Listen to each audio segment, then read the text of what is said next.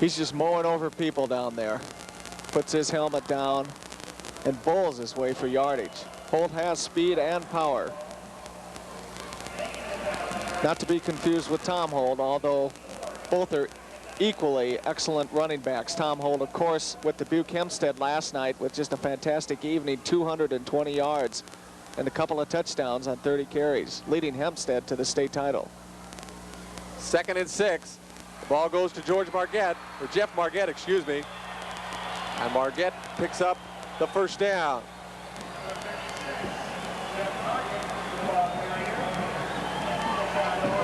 Kenny Buns finally making the stop, but the Savages have picked up a first down and more yardage on the clock. The replay, Marquette downfield for the first down, stumbles forward for a couple of more, and that was the difference, first down or a third. Approaching the 6-minute mark here in the 4th quarter. Sigourney just trying to eat up the clock with a 9-point lead.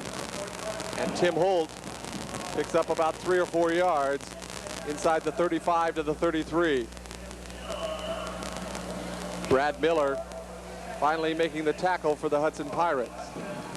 Hudson's losing the battle of the line of scrimmage there. Sigourney is just blowing downfield at will almost. 4 or 5 yards per carry. 2nd and 6. And that's Marquette keeping the football. He has the first down across the 20 to the 15. And Marquette picks up another first down. George Marquette, the 6'1", 170-pound senior, a 3-year starter who has engineered this Savage lead of 9-0, and they are threatening again.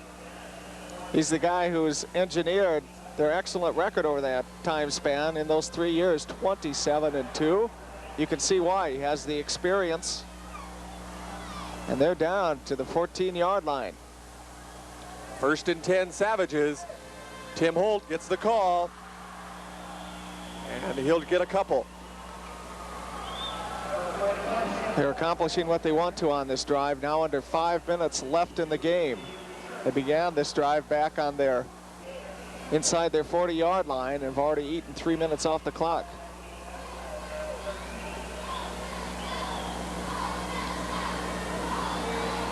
The white and gold of the Sigourney Savages. 2nd and 8. The ball on the 13-yard line. And the Pirates have committed another penalty. 11 or 12. Lost count, so many. Incredibly, it's just unbelievable. It will not be on the Pirates. The 5-yard mark-off goes against Sigourney. The defensive lineman was drawn off then.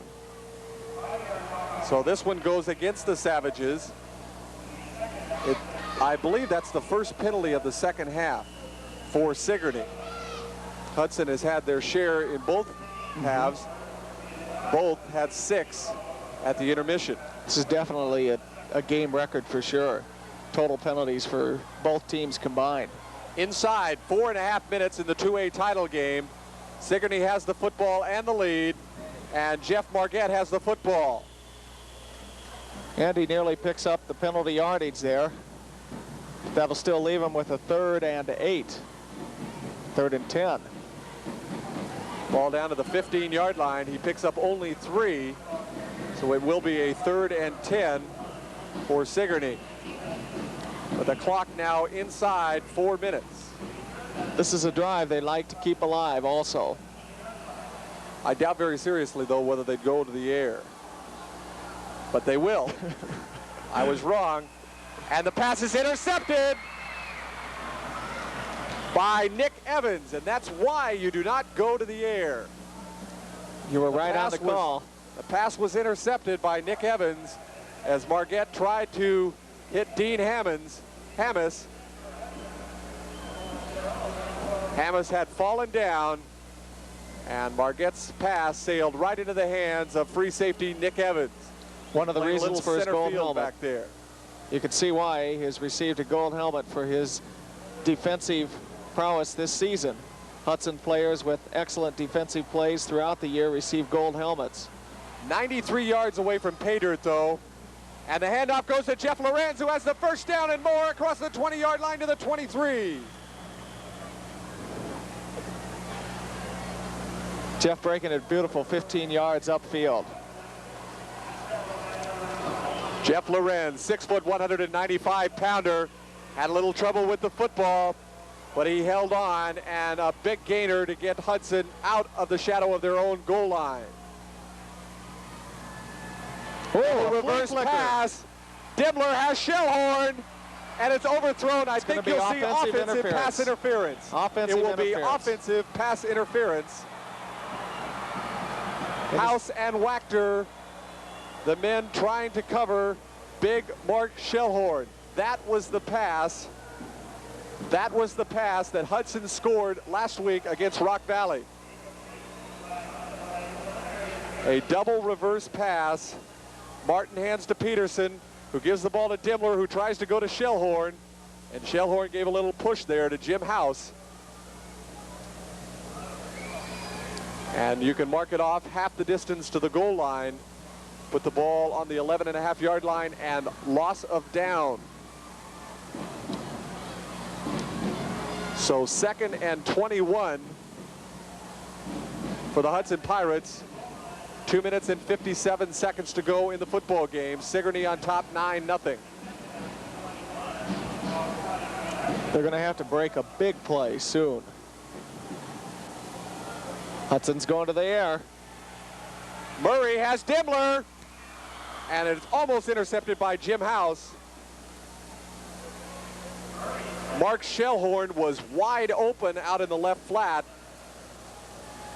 but Murray did not see him and went to Dimmler, who was double covered. Hudson cheerleaders very anxious at this moment, of course trailing in the game, trying to get their team fired up out there. Less than 3 minutes left, and they're going to the air. 3rd and 21. They have to reach the 33.5-yard line. Murray wants to throw the football, and it's intercepted by Joe Edmondson. Touchdown, Sigourney Savages. That was the same play that Shellhorn was open on a while back, and this time he was not. Joe Edmondson in on the double coverage, intercepts Murray's pass and goes in untouched for the touchdown. And Sigourney now an insurmountable 15-0 lead.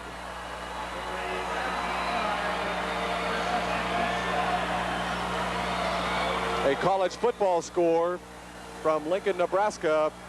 No surprise, the Cornhuskers on top of the Iowa State Cyclones, 21-0.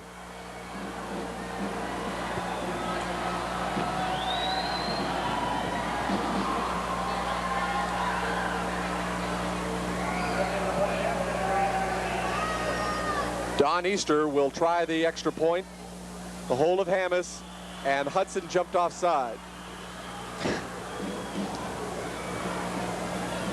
You hate to see this happen. Denny Lenth came into this football game, the coach of the Hudson Pirates, having lost only once in 2 years. His record 20-1 at Hudson. They lost last year to Roland Story in the first round of the playoffs. This year undefeated in 11 games. But this just was not their afternoon, as the penalty markers were flying all afternoon.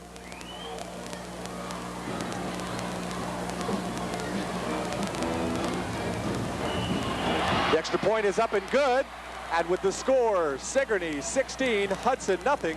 We'll be back in just a moment.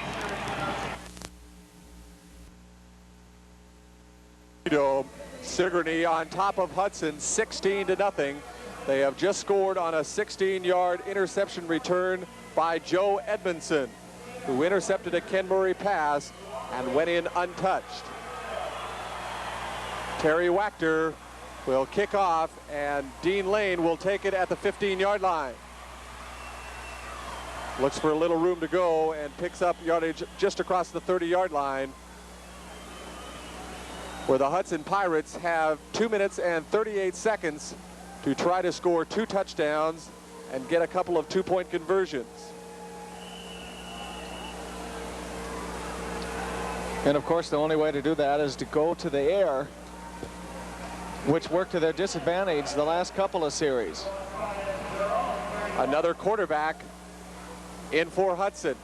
Chris Hegg, a 6'4", 173-pound sophomore. And Hegg wants to throw the football. He's got Dimmler open deep, and Dimmler's got it at the 30-yard line, wrestled down at the 26. So Kevin Dimmler uses his tremendous height and a 44-yard pass play from Hegg to Dimmler.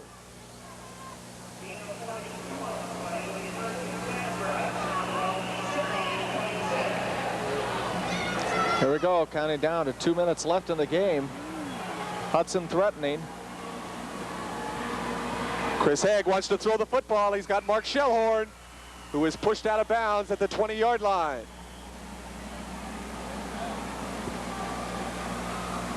And we have a flag on the sidelines there.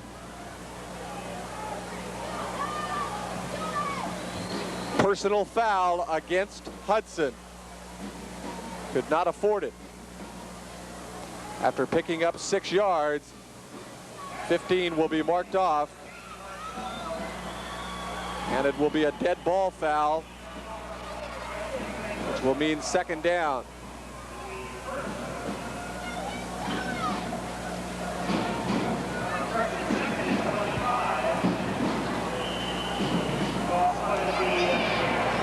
Second and 18. With Chris Hegg in there at quarterback, the sophomore, and he's going to have to run for his life. He's trying to go deep, incomplete in the end zone, and flags are down.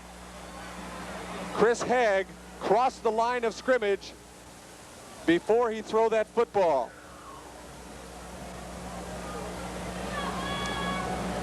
So Chris Hegg, an illegal pass, crossing the line of scrimmage. The sophomore just a little anxious to get off the pass in the end zone. Tom Peterson, the man who the pass was intended to. This has not been a good afternoon for Hudson and their coach, Denny Lent.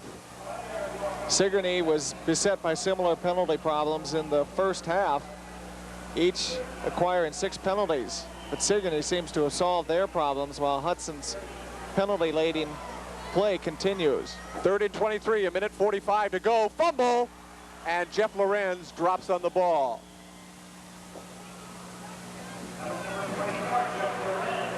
So 4th and 24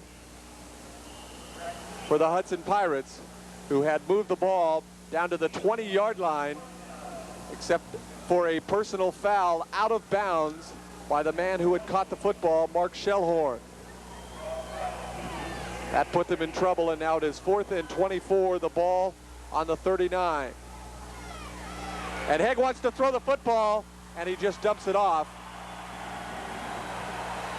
No flags. And the ball will go over to Sigourney, and the Savage faithful now smell victory.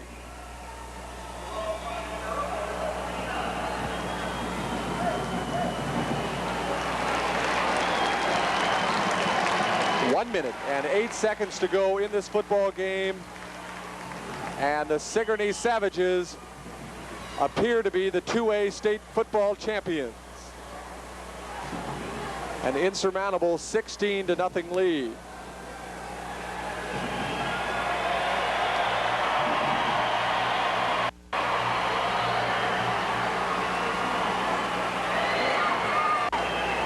Now in there at quarterback, Marty Carr.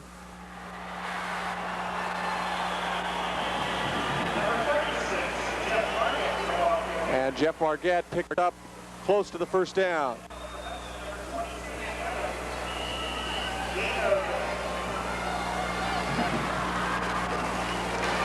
Second and inches, inside a minute now, 45 seconds to go.